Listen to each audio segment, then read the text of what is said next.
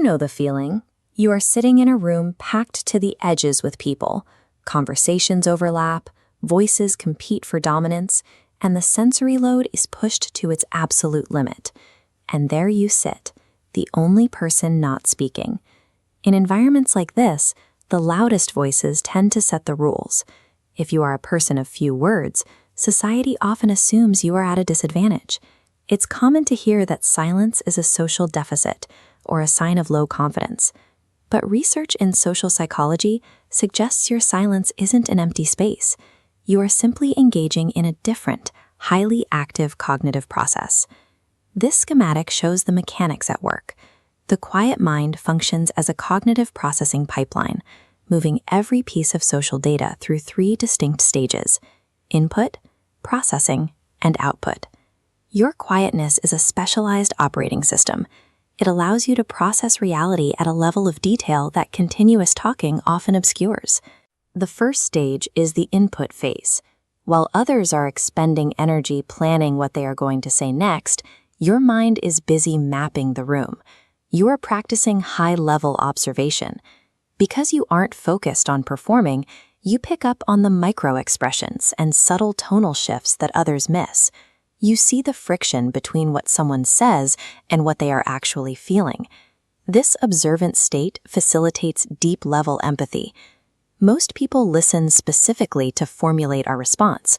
You are listening to understand the underlying context of the person speaking. This type of quiet presence builds trust.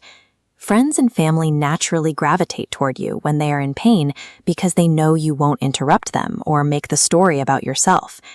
By prioritizing the input phase, you walk away with a clearer understanding of the social landscape than those who spent the entire time speaking. Once the data is gathered, it moves inward. This is the processing phase, where raw information undergoes an intense internal dialogue. Through self-monitoring, raw information is filtered and weighed. You refine your thoughts internally before they reach the surface. This internal filter protects you from groupthink.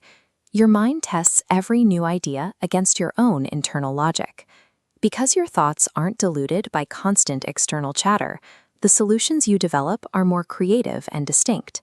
You aren't repeating what you've heard. You are expressing what you've analyzed. This processing phase grants you a rare form of mental freedom. You spend your energy listening to your own insights instead of convincing others. Finally, the pipeline resolves in the output phase. This is how you interact with the world after the internal work is done. A key outcome here is emotional regulation. You have a natural buffer between a feeling and an action, allowing you to pause before you react. This buffer makes you a grounding force during conflicts. You can sit with discomfort without feeling an impulsive need to talk your way out of it, which often helps de-escalate the tension around you.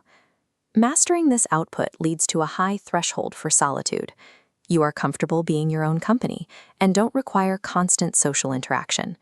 This independence provides a steady psychological baseline. Because your sense of well-being isn't tied to the immediate attention of others, you can remain stable even when your environment changes.